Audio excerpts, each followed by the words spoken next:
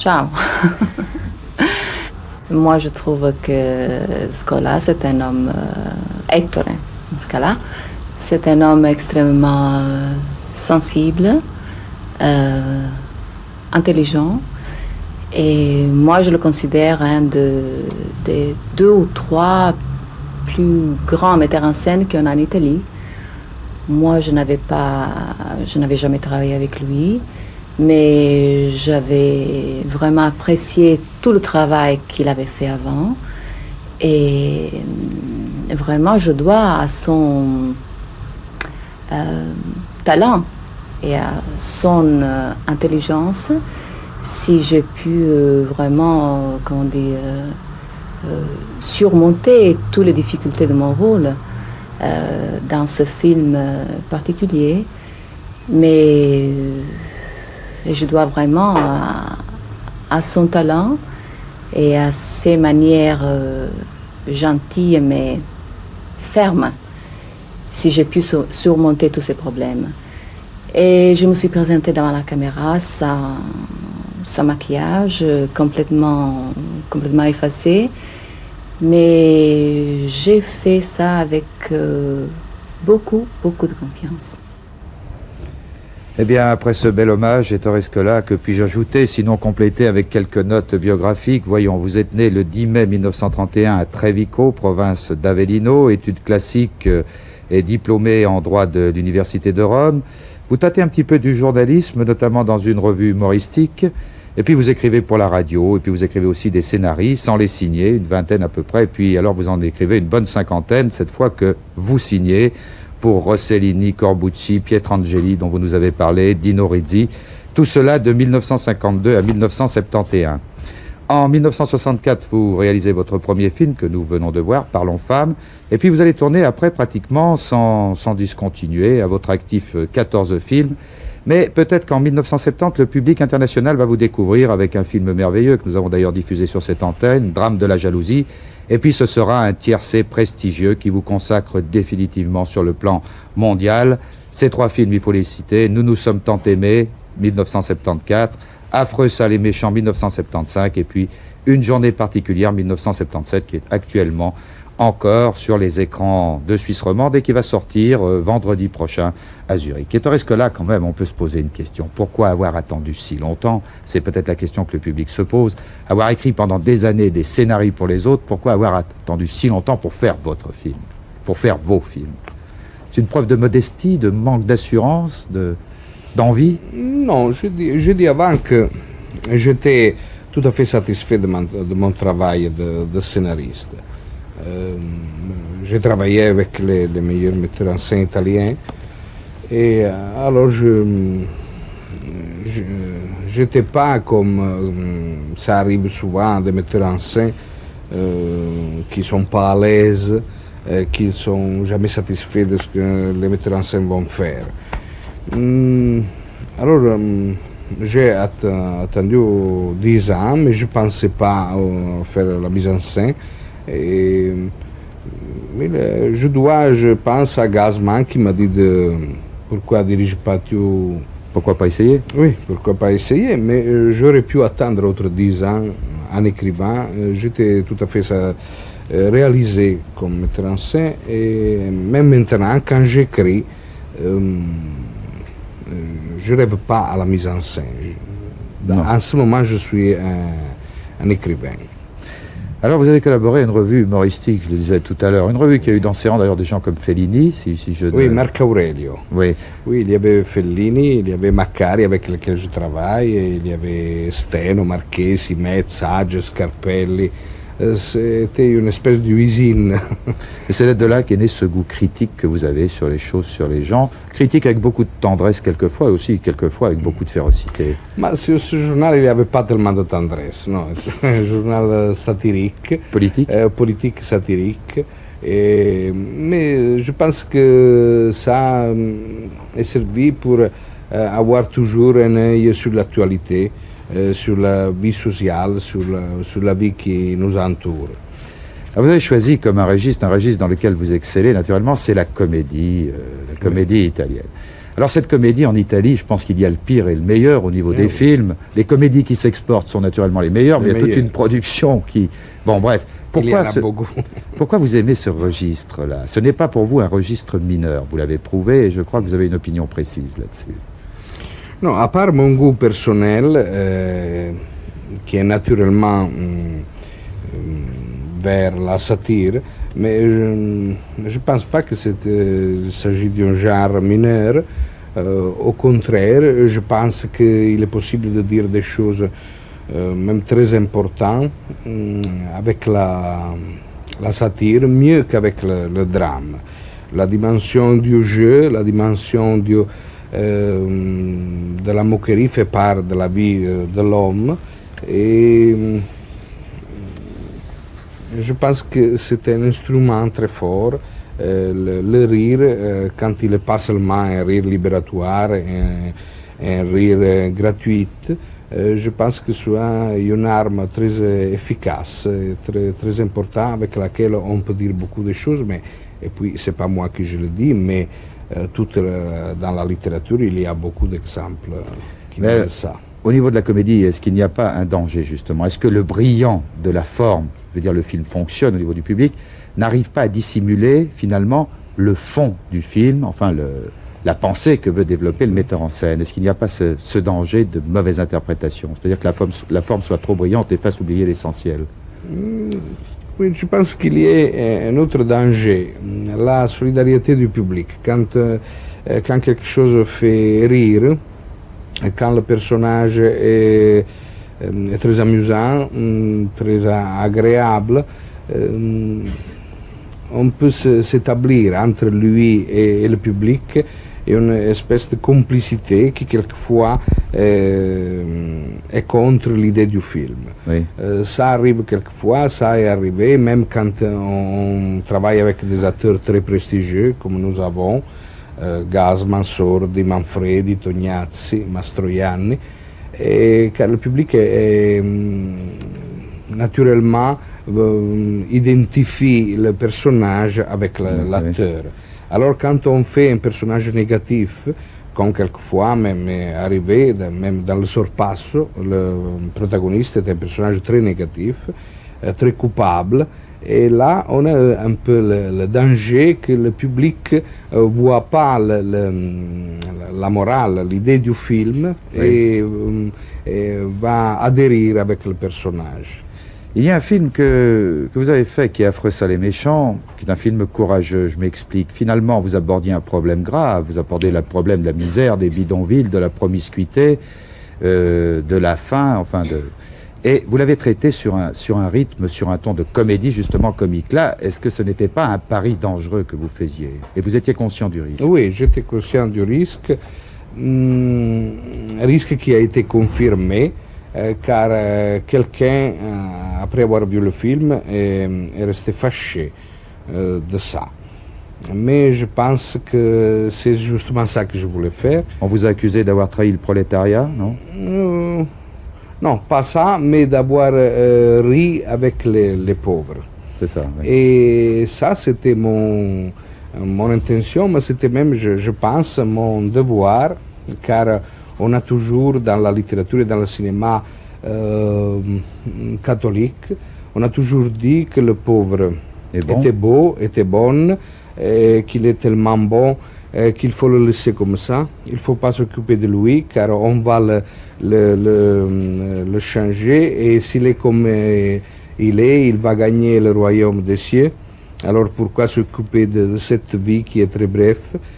Et alors c'est pour ça que j'ai fait le film. J'ai dit que les pauvres, c'est pas vrai qu'ils sont tellement bons, ils sont des hommes comme nous, et donc ils ont des vertus, mais ils ont même des vices, et ces vices sont augmentés, sont exaspérés par la vie à laquelle nous les obligeons.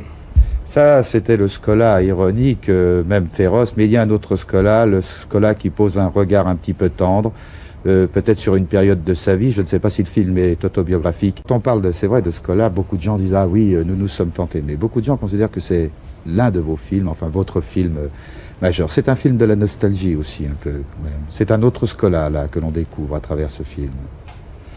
Oui, il y a Il y a toujours, je pense, la mémoire, mais pas seulement dans mes films, mais dans le film de chaque metteur en scène.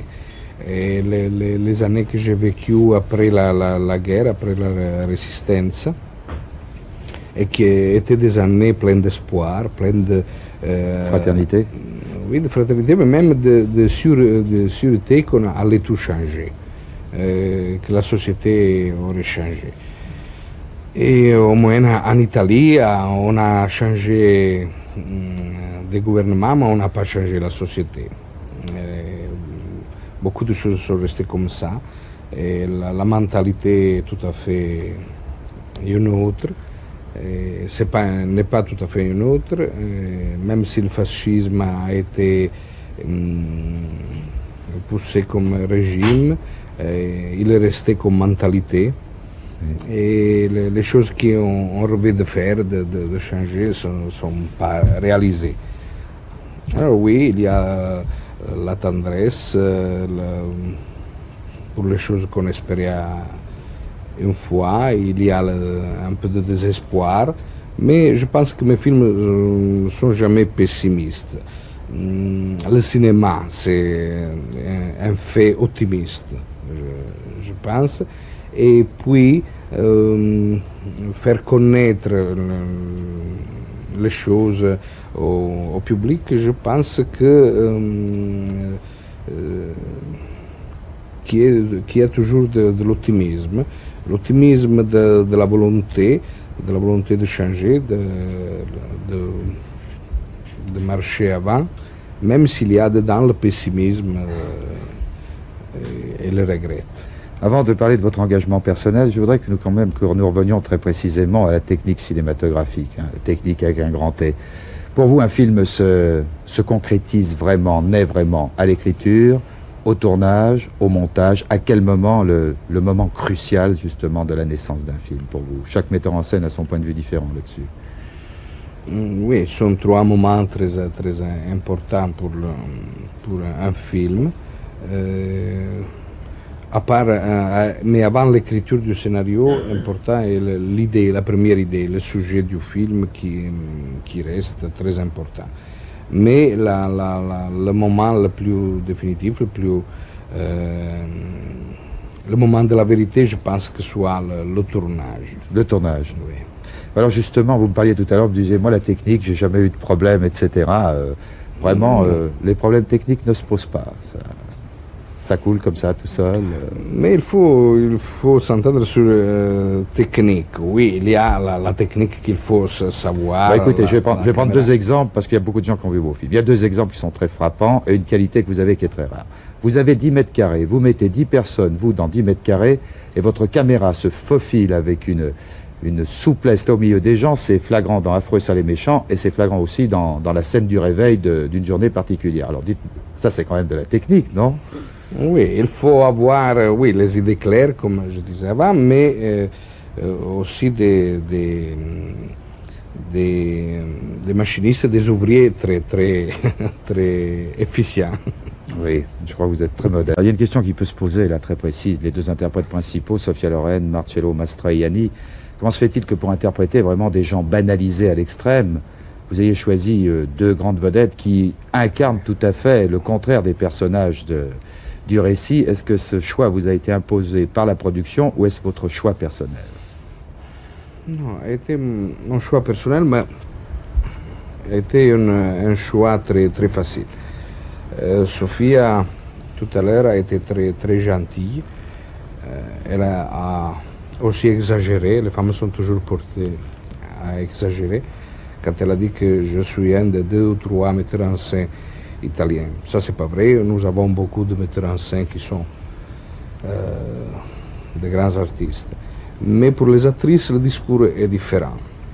Et elle n'est pas une des 2 ou 3 actrices que nous avons, car nous n'avons pas 3 actrices en Italie.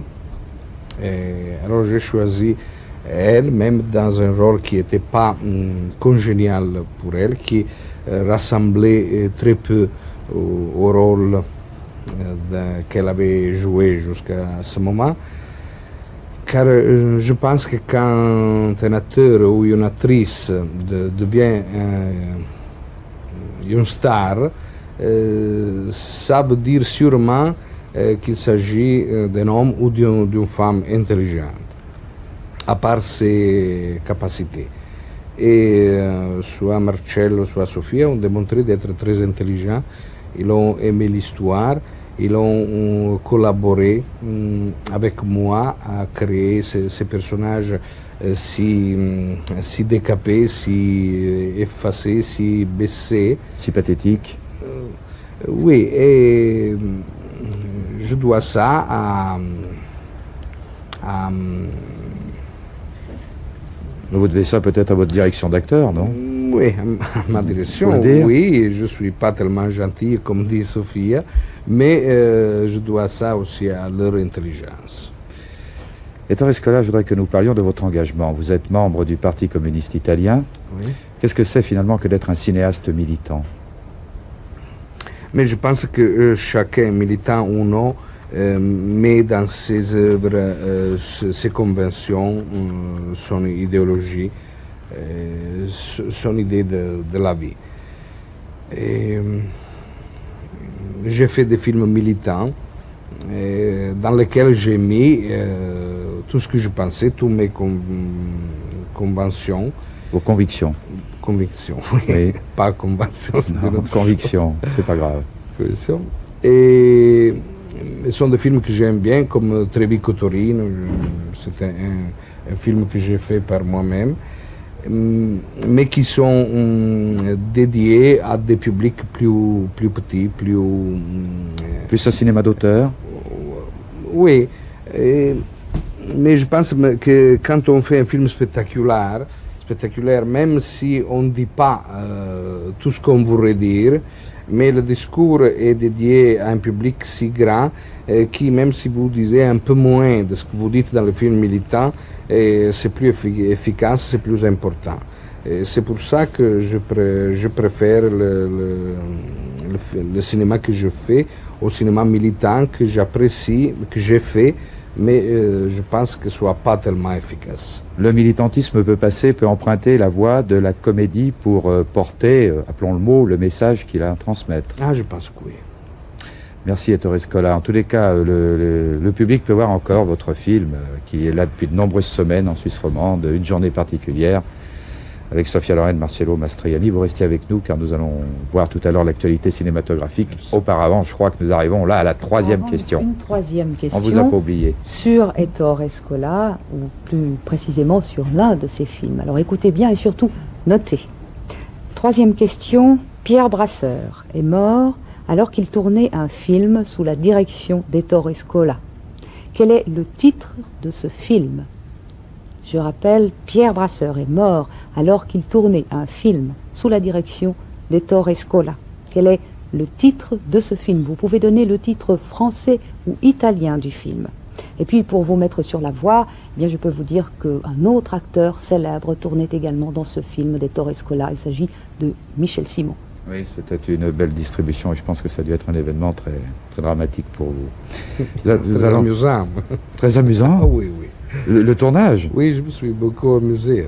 Ne dites pas le titre du film surtout. Non. Oui, je crois que c'est à 8 jours de la fin du film que Pierre Brasseur est mort. Hein. Oui, nous avons presque fini tout. Je devais faire seulement... Quelques raccords? Oui, quelques raccords que j'ai fait avec un double. Oui.